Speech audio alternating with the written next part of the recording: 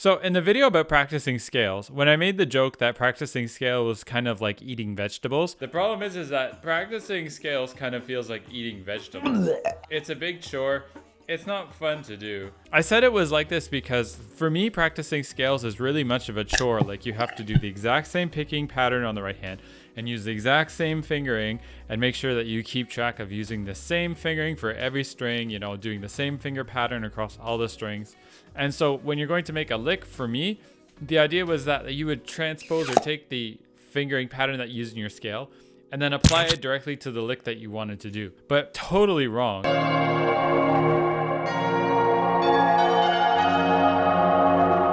Hello everyone, Brett here. So this all started back when I was listening once to this video of this Serbian guitarist, Miroslav Tadic. And I noticed that the guitarist that he was being accompanied with, or that he was playing with, the duet that he formed, was with Vlatko Stefanovski. And he's a Macedonian guitarist. And then I noticed that at one point he was playing these super fast licks. And these licks, they weren't in like the blues scale or the pentatonic scale. They weren't in any of those scales. They were actually in the Freygish scale, which I call. And it was interesting because I had never heard this scale being used by a guitarist to play these super fast licks before. It was kind of cool, a really kind of exotic ethnic sound. So the Freygish scale is also known as the Phrygian Dominant scale, but you can also call it the Mixolydian flat 9 flat 13 scale, or the Mixolydian flat 2 flat 6 scale, or the Phrygian Dominant scale, or the fifth mode of the harmonic minor scale. Now, Miroslav Tadic, he's a guitarist and a composer and a master in his own right, but he doesn't play these fast scalar licks on the pick like Vlatko Stefanovski does. And for me, the mystery was really, how do you get these super fast scale licks? How do you remember all of the notes that are in your scalar lick?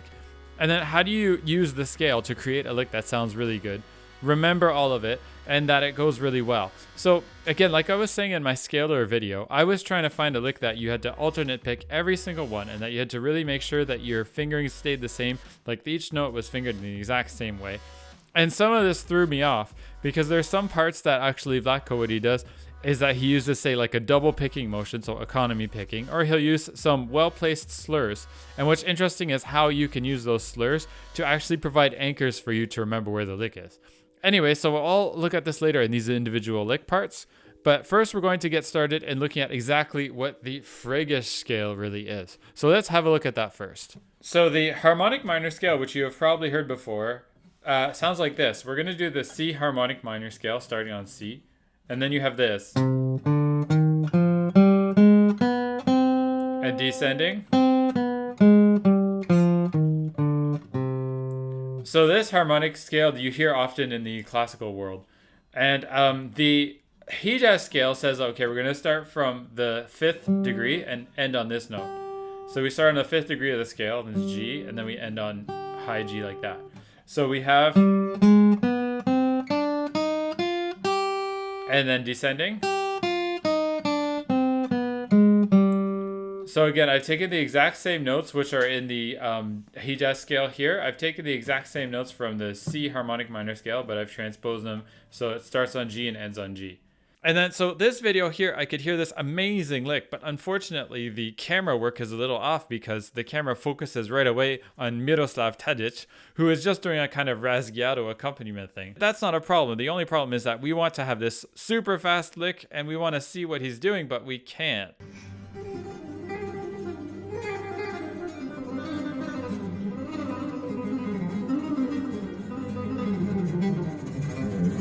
I mean, your camera angles are good, but when we want a blazing fast solo, please have the camera just on the dude who's doing the blazing fast solo.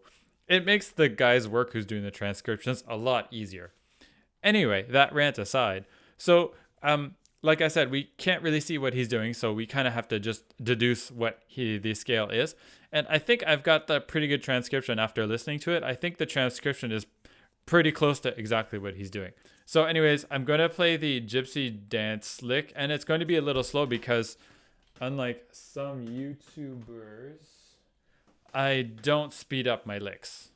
The Gypsy Dance intro lick goes something like this.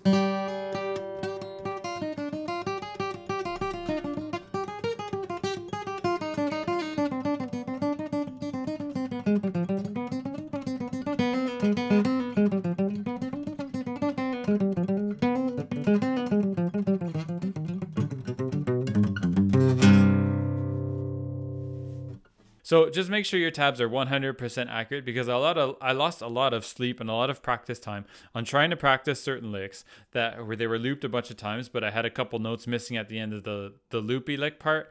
And then it like drove me crazy because I knew the picking had to be this certain way, but why wasn't it working? Anyways, make sure you listen to the song at like 0.25x speed. Make sure your tabs are 100% accurate, and then you can go from there. So here we have some interesting parts at the beginning. This is our G Hijaz lick, which I played over here. And here we have it. Here we have Vlatko starting off the beginning with this sort of figure here.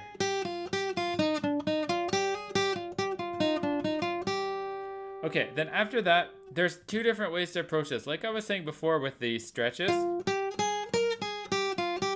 Technically, you could stretch from here, from 6 all the way to 11.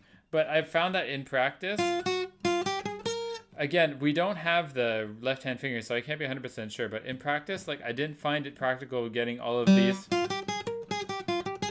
I didn't find that being very accurate. So I ended up just shifting, like when you're here. You shift up to reach those notes, and then shift back down. Okay, then after that, we have to change positions to get over to here.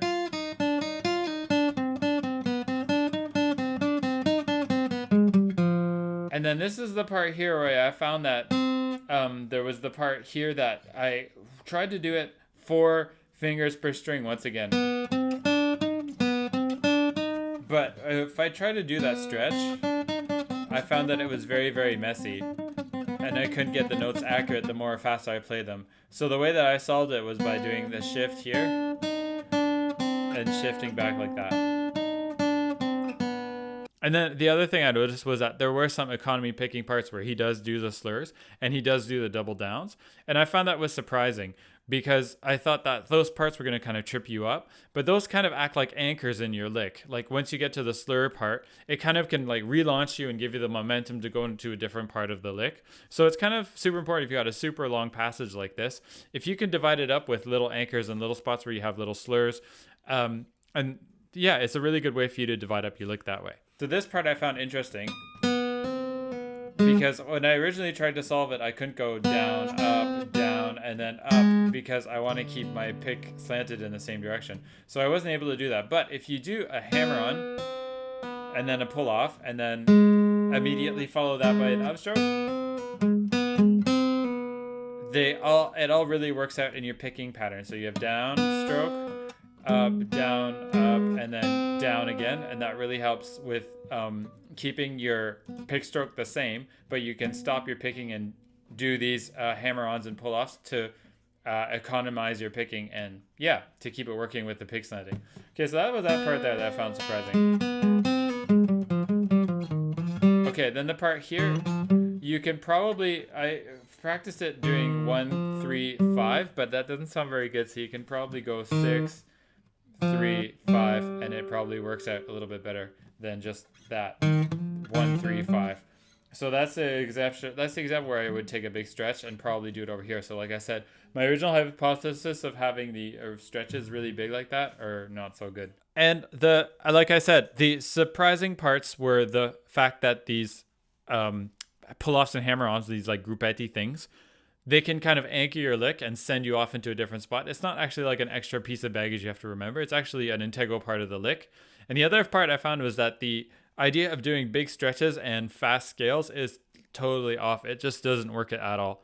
So the practicing this lick over and over again just made me realize that sometimes your hypothesis of just practicing the scale over and over again doesn't really help in the real world. So if you have big stretches, it's not going to help. I still think the scales are important for figuring out what note is what, but I'm still not sure exactly how that helps you applying the scalar pattern in your lick. You kind of have to just, I guess, know exactly kind of the sound of the lick that you want.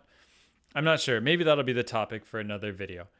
Anyways, let me know what you think in the comments. Don't forget to click on the like button and subscribe to the channel. And I will see you in the next video.